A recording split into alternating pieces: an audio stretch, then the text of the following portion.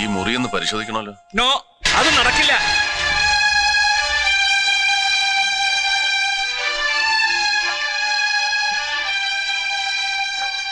ആ കെട്ടിയിരിക്കുന്നത് രക്ഷയാണ്, അടക്കം. അത് പൊട്ടിച്ചകത്ത് കയറി പരിശോധന നടക്കില്ല. അങ്ങനെ കയറി വാശി പിടിക്കല്ലേ, ഇത് ഞങ്ങളുടെ ജോലിയുടെ ഭാഗമാണ്, പരിശോധിച്ചേ പറ്റൂ. പരിശോധന കഴിഞ്ഞ് നിങ്ങൾ പോകും. ഞങ്ങൾ കുറെ മനുഷ്യർ ഇവിടെ ജീവിക്കുന്ന കാര്യം മറക്കരുത്. മനസ്സിലായി. നിങ്ങൾക്ക് ഏതെങ്കിലും തരത്തിൽ വിഷമം ഉണ്ടാക്കിയിട്ട് മുറി പരിശോധിക്കണമെന്നല്ല ഞങ്ങൾ ഉദ്ദേശിച്ചത്. പക്ഷേ പരിശോധിക്കാതെ നിവൃത്തിയില്ല. ആ മുറിയുടെ ഫോട്ടോയൊക്കെ പോലീസ് ഒരുപാട് എടുത്തിട്ടുണ്ട്. അത് നോക്കി പരിശോധിച്ചാ മതി. ചോദിക്കുന്ന ചോദ്യങ്ങൾക്ക് മാത്രം ഉത്തരം പറയുക, അതാണ് അതിന്റെ ഭംഗി. അതല്ലേ ശരി? ഈ രക്ഷ കെട്ടിയ ആളോട് തന്നെ നമുക്കതിന്റെ പോംവഴി ചോദിക്കാം.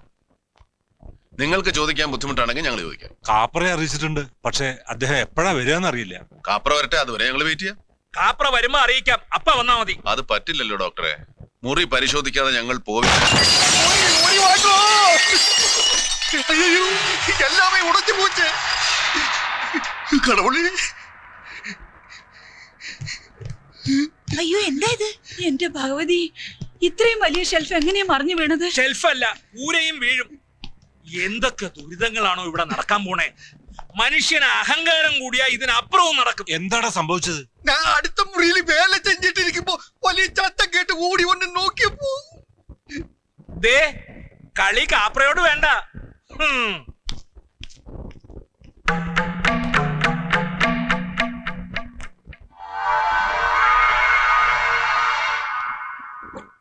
ചാക്കോ സർ, കാപ്രക്ക് എന്താ ഈ കുപ്പിയോടും ചില്ലിനോടും ഒക്കെ ഇത്ര ദേഷ്യം? ദേഷ്യമല്ലേ സർ, ഹോബിയാണ്.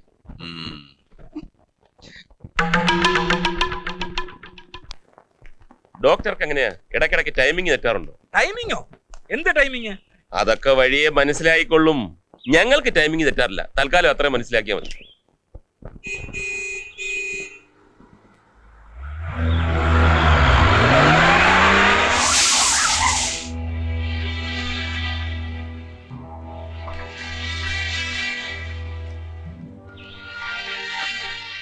ഞങ്ങളോട് സംസാരിച്ചോലൊന്നും അദ്ദേഹത്തോട് കയറി സംസാരിച്ചു കളയരുത്. ആളാരാണെന്ന് അറിയുവോ? തൃക്കണ്ണനാണ്, ശിവൻ. ഭസ്മാക്കി കളയും. ഓ, സൂക്ഷിച്ചോളാം. ഇപ്പോഴാണ് ശ്വാസം വീണ്. ഞാൻ എത്തിയില്ല, പിന്നെന്തിനാ ശ്വാസം മുട്ടുന്നത്? അതാണ് CBI-യിലെ ആളെയൊക്കെ മനസ്സിലായി.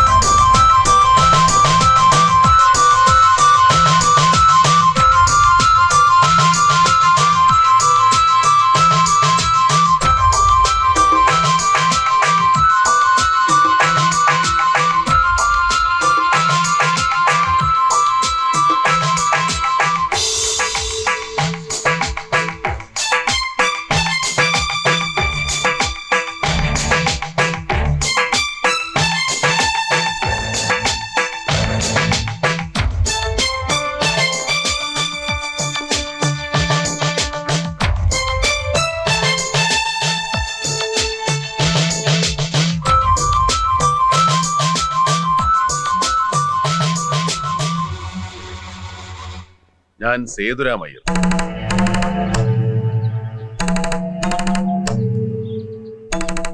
ഇവരെ നിർബന്ധിച്ചിട്ടല്ല ഞാൻ വന്നത്.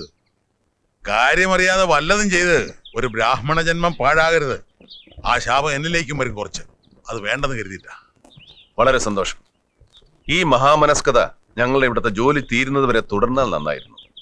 മുകളിലത്തെ പൂജാമുരുടെ വാതിലൊന്ന് തുറന്നു തരണം. ഈ കുടുംബത്തെ ബാധിച്ചിരിക്കുന്ന ദോഷങ്ങൾക്കെതിരെയുള്ള രക്ഷയാണത്. ഞാൻ കിട്ടിയത് ഞാൻ അഴിച്ചു മാറ്റില്ല. എങ്കിൽ ആ ജോലി ഞങ്ങൾ ചെയ്യേണ്ടി വരും. അതിനുള്ള ശക്തിയും ധൈര്യവും ഉണ്ടോ എനിക്ക്? നിങ്ങളുടെ നിയമവും കേസും മഹസറും സാക്ഷിയും കോടതിയൊക്കെ വേറെ, ഇതിന്റെ നിയമം വേറെ. പ്രകൃതിയിൽ ഉറങ്ങിക്കിടക്കുന്ന സൂക്ഷ്മ ശക്തികളെ അഹങ്കാരം കയറി വിളിച്ചുണർത്തിയാൽ അകത്ത് കിടക്കുന്ന സാധനം എന്താണെന്ന് എനിക്കറിയാവോ? രക്തയക്ഷിയ. അവള് തന്റെ രക്തം ഊറ്റി കുടിക്കും. ഏതായാലും ഒരുപാട് രക്തം കൊതു കുടിക്കുന്നതല്ലേ, കുറെ യക്ഷ്യം കുടിക്കട്ടെ.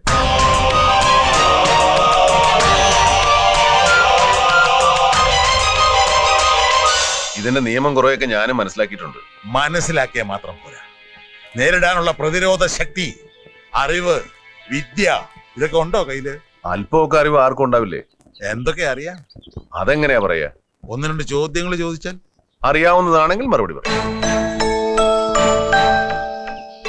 ബ്രാഹ്മണനല്ലേ, അവിടുന്ന് തുടങ്ങാം. ഓ, ചോദ്യം: ബ്രാഹ്മണനാകാൻ യോഗ്യനാരാണ്? ഉയർന്ന ചിന്തയും ലളിതമായ ജീവിതവും നയിക്കുന്നവരാരും അതിന് യോഗ്യരാണ്. ചോദ്യം: ഗായത്രി ഒരു മന്ത്രമാണോ? അല്ല. കാരണം? ഗായത്രി വെറും മന്ത്രം മാത്രമല്ല, ഒരു മീറ്ററും കൂടിയാണ്. മീറ്റർ എന്ന് വെച്ചാൽ ഛന്ദസ്, ചൊല്ലേണ്ടുന്ന രീതി, സംഗീതത്തിൽ രാഗം പോലെ. ഗായത്രി എന്ന ഛന്ദസിൽ ചൊല്ലാവുന്ന മന്ത്രങ്ങൾ വേറെയുണ്ട്. ഏതും ചൊല്ലേണ്ടുന്ന രീതിയിൽ ചൊല്ലിയാൽ പൂർണ്ണ ഫലം കിട്ടും. നല്ലവണ്ണം വരുത്തനെ ഭഗവാനെ എന്നൊരാൾ പ്രാർത്ഥിച്ചു. അതിൽ നല്ലവണ്ണം ഒന്ന് അമർത്തി ചൊല്ലിയപ്പോ അയാൾക്ക് വണ്ണം കൂടി. മന്ത്രങ്ങളും അത് ചൊല്ലേണ്ടുന്ന വിധവും, that's modulation, is equally important. അത് മാത്രമല്ല, അതൊരു സയൻസ് കൂടിയാണ്. Every science is ruled by certain laws. ചോദ്യം: സൂര്യൻ ഉദിക്കുന്നത് കിഴക്ക്? അല്ല. പിന്നെ? സൂര്യൻ എവിടെ ഉദിക്കുന്നുവോ അത് കിഴക്ക്. 360 ഡിഗ്രിയിൽ ഭൂമി സൂര്യനെ ചുറ്റിക്കൊണ്ടിരിക്കുകയാണ്. ഭൂമിയും സൂര്യനും സ്വയം ചുറ്റുന്നുണ്ട് താനും. ഇവിടെ സ്ഥിരമായ ഒരു ദിക്കിന് എന്താണ് പ്രസക്തി? ഉദയം, അസ്തമയം, ദിക്ക്, ദിശ ഇതൊക്കെ വെറും സങ്കല്പങ്ങൾ മാത്രമാണ്. ദൈനംദിന ജീവിതത്തിലെ സമയാസമയങ്ങൾ തീർച്ചപ്പെടുത്താനുള്ള ഒരു കണക്ക്. വ്യാവഹാരിക സത്യം എന്ന് പറയും, ഹൈപ്പോതെസിസ്. അവസാനത്തെ ചോദ്യം: പഞ്ചഭൂതങ്ങളിൽ അഗ്നി, ആകാശം, ഭൂമി, വായു, ജലം, ഇതിൽ പ്രാധാന്യം അഗ്നിക്കാണെന്ന് പറയുന്നു. കാരണം? അഗ്നി പ്രകാശമാണ്. പ്രകാശമാണ് എല്ലാത്തിന്റെയും സാക്ഷി. പ്രകാശമാണ് ഊർജം. ഊർജമാണ് ജീവന്റെ ആധാരം. അത് അഗ്നിക്കുള്ള വിശേഷണങ്ങൾ. ഞാൻ ചോദിച്ചത് മറ്റു ഭൂതങ്ങളിൽ നിന്ന് അഗ്നിക്ക് മാത്രമായിട്ടുള്ള പ്രത്യേകത എന്താണെന്നാണ്, വ്യത്യാസം എന്താണെന്നാണ്. എളുപ്പമല്ല അതിനുത്തരം. തോൽവി സമ്മതിക്കാം.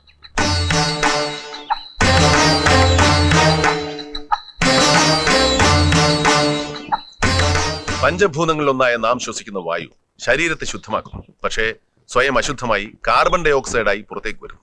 അതുപോലെ തന്നെ ജലം അഴുക്കുകളെ ശുദ്ധീകരിക്കുന്നതിനോടൊപ്പം സ്വയം അശുദ്ധമായി മലിനജലമാകും. അഗ്നിയാവട്ടെ വസ്തുക്കളെ ശുദ്ധീകരിക്കുന്നതല്ലാതെ സ്വയം അശുദ്ധമാകുന്നതേയില്ല. മറ്റു ഭൂതങ്ങളിൽ നിന്നും അഗ്നിക്ക് മാത്രമുള്ള ഒരു പ്രത്യേകതയാണ്. അതൊരു ശാസ്ത്ര സത്യം കൂടെയാണ്. അതുതന്നെയാണ് എല്ലാ കർമ്മങ്ങൾക്കും അഗ്നി സാക്ഷിയാവാൻ കാരണം. അഗ്നിശുദ്ധി എന്ന് കേട്ടിട്ടുണ്ട്. എല്ലാ അശുദ്ധിയെയും ശുദ്ധീകരിച്ച് സ്വയം അശുദ്ധമാകാതിരിക്കുക. വളരെ വലിയൊരു തത്വം തന്നെ ഉണ്ട് അതില്. അഗ്നയെ ഇതം നമമ. പറഞ്ഞ മറുപടി ഒന്നിന്റെ ഉടമസ്ഥൻ ഞാനല്ല, ഏതോ കേട്ടറിവ്. ഇനി എന്നെ തോൽപ്പിക്കാനാണെങ്കിൽ അത് വളരെ നിസ്സാരമാണ് സാർ. ഒരു കൊച്ചുകുട്ടി വിചാരിച്ചാൽ മതി. പുള്ളി ഉണ്ടാകുന്നത് ഭൂമിക്കടിയിലാണോ മുകളിലാണോ എന്ന് ചോദിച്ചാൽ എനിക്കറിയില്ല. ഇവിടെ നിന്ന് കൊച്ചിക്ക് എത്ര ദൂരമുണ്ടെന്ന് ചോദിച്ചാൽ എനിക്കറിയില്ല. സേവിങ്സ് ബാങ്കിന് എത്ര ഇൻട്രസ്റ്റ് കിട്ടുമെന്ന് ചോദിച്ചാൽ എനിക്കറിയില്ല. പാനിപ്പട്ട് യുദ്ധം നടന്ന വർഷം ഏതാണെന്ന് ചോദിച്ചാൽ എനിക്കറിയില്ല. പെട്ടെന്ന് ഇവിടുത്തെ മന്ത്രിമാരുടെയും അവരുടെ വകുപ്പുകളും ചോദിച്ചാൽ ഞാൻ കൈമലർത്തുക. ചുരുക്കി പറഞ്ഞാൽ അറിയുന്ന കാര്യങ്ങളെക്കാൾ കൂടുതൽ അറിയാത്ത കാര്യങ്ങളാണ്.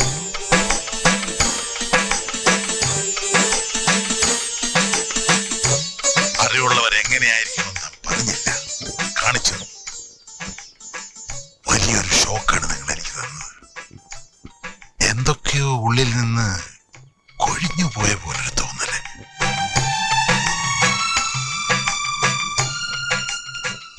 നിങ്ങളെ പലതരത്തിലും തോൽപ്പിക്കാൻ ശ്രമിച്ചവനാണ് ഞാൻ. മാപ്പ് തരണം, ക്ഷമ ചോദിക്കുന്നു. അയ്യോ, അങ്ങ് എന്നോട് ക്ഷമ ചോദിക്കുക. ഒരിക്കലും വരുത്. മനസ്സിലൊരു ശത്രുവിനെ കൊണ്ടാണ് ഞാൻ ഇങ്ങോട്ട് വന്നത്.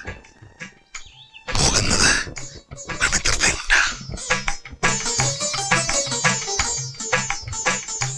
വരട്ടെ.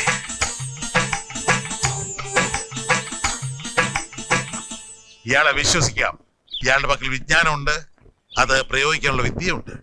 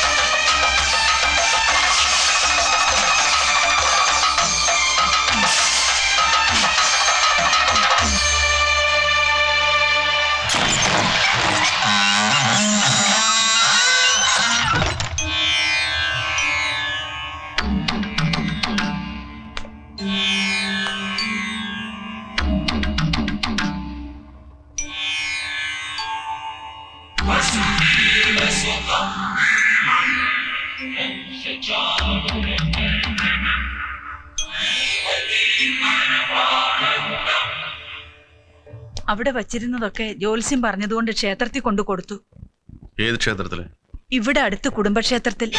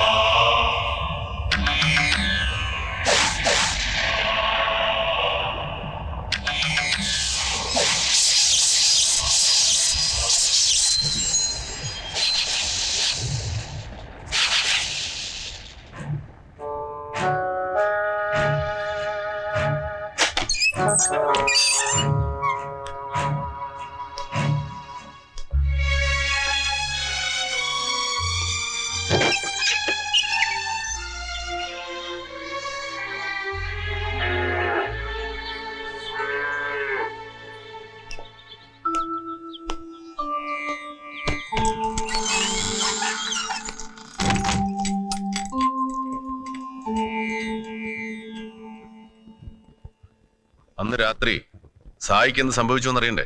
വേണം സർ. ഒരിക്കൽ കൂടി ഒരു 10 മിനിറ്റ് ഈ മുറിയിൽ തനിച്ച് കഴിയാൻ സാധിച്ചാൽ അത് മനസ്സിലാവും. ധൈര്യമായിട്ട് പോകും.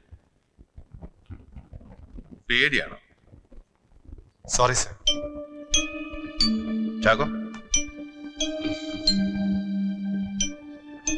ശങ്കരേട്ടാ,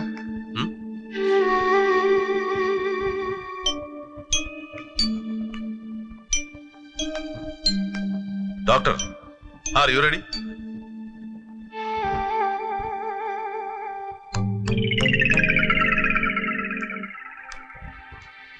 ദേവസ്വം എന്ന് പറയുന്നു, നോക്കുന്നോ? അപ്പൊ ഒരു 10 മിനിറ്റ് നേരം ആ മുറിയിൽ ഒറ്റയ്ക്കിരിക്കാൻ ധൈര്യമുള്ളവരാരും ഈ കൂട്ടത്തിലില്ല.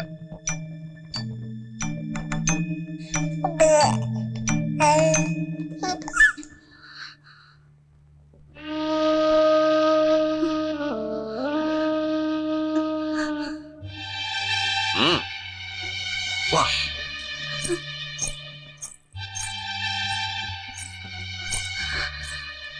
ആ കുഞ്ഞിനെന്ത് ധൈര്യമാ കുടുംബ ഇവിടെ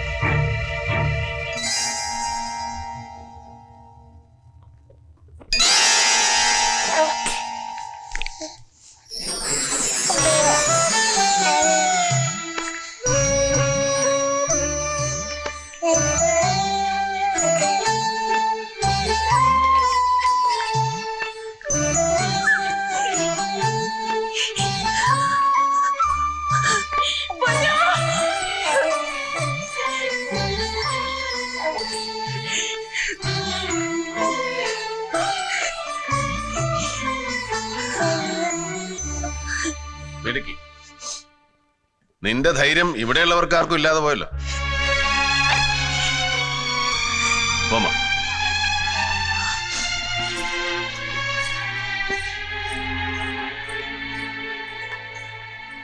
ഈ സംഭവത്തിൽ നിന്ന് സായിക്ക് എന്തെങ്കിലും മനസ്സിലായോ?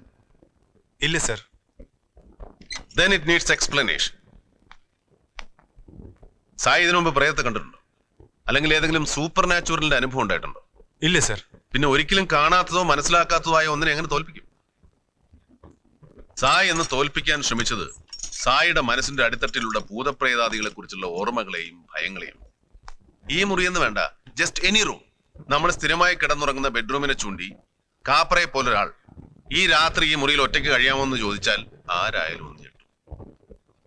പിന്നെയല്ലേ ഭൂതപ്രേതാദികളുടെ ആവാസ സ്ഥലമെന്ന് ഈ വീട്ടുകാർ തന്നെ പ്രചരിപ്പിച്ചിരിക്കുന്ന ആ മുറി ചെന്ന് കിടക്കുന്നത്. കിടുകിടയല്ല, അടിമുടി വരയ്ക്കും. ഒരു ചാലഞ്ചിനും ആ ഭയത്തെ കീഴ്പ്പെടുത്താൻ പറ്റില്ല. മുറിയിൽ കിടന്നതും സായി സംഭരിച്ചു വെച്ച ധൈര്യം എല്ലാം ചോർന്നുപോയി. ഭയം നിങ്ങളെ കീഴടക്കി. പിന്നെ ഒരൊറ്റ ചിന്തയുള്ളൂ, എങ്ങനെയെങ്കിലും രക്ഷപ്പെടുക. ഒച്ച വെച്ച ആളെ കൂട്ടാനോ വന്ന വാതിലൂടെ പുറത്തു പോകാനോ അഭിമാനമുള്ള നിങ്ങളുടെ ബോധമനസ് സമ്മതിച്ചില്ല. പക്ഷെ അകത്തൊട്ട് നിൽക്കാനും വയ്യ. You're in a self hypnotising stage. പിന്നെ നിങ്ങളെ നിയന്ത്രിച്ചത് മുഴുവൻ നിങ്ങളുടെ ഉപബോധ മനസ്സാണ്. അതുകൊണ്ടാണ് മുറിയിൽ നിന്ന് രക്ഷപ്പെട്ടതും തൊഴുത്തിൽ പോയി കിടന്നതൊന്നും നിങ്ങളുടെ ബോധമനസ് ഓർക്കാത്തത്. സായി എന്ന് രക്ഷപ്പെട്ടത് എങ്ങനെയാണെന്ന് അറിയണ്ടേ? കം.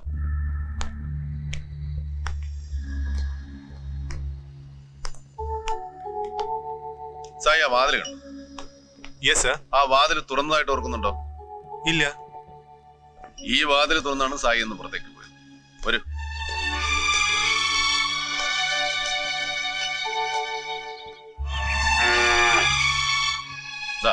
ഇതിലൂടെ ഇറങ്ങി ഓട് വഴി രക്ഷപ്പെടുകയായിരുന്നു. അതിനിടെ എവിടെയോ കാല് തട്ടി മുറി. ഒരു ഹിപ്നോട്ടിസ്റ്റിനെ കണ്ടാൽ കുറച്ചുകൂടെ ബോധ്യമാവും. വേണ്ട സർ, എനിക്ക് ബോധ്യായി. പക്ഷേ ആ കുഞ്ഞെന്താ സർ ഒന്ന് കരയ പോലും ചെയ്യാത്തെ? ആ കുഞ്ഞിന് അത്തരം ഓർമ്മകളോ മാനസിക ഭയങ്ങളോ ഒന്നും വിരിയാറായിട്ടില്ല. അതുകൊണ്ടാണ് യാതൊരു കൂസലും കൂടാതെ മുറിക്കകത്തിരുന്നത്. ഭയം നമ്മുടെയൊക്കെ ഉള്ളിലാണ്, പുറത്തല്ല. ഈ ഭയം എങ്ങനെ ഇല്ലാതാക്കും? ഭയത്തെ മനസ്സിലാക്കണം, നിരീക്ഷിക്കണം. ഭയത്തിൽ നിന്നൊരിക്കലും ഒളിച്ചോടരുത്. അനുസരിക്കുകയും വരും. ശ്രദ്ധിക്കുക, ജസ്റ്റ് ഒബ്സർവ് ഇറ്റ്.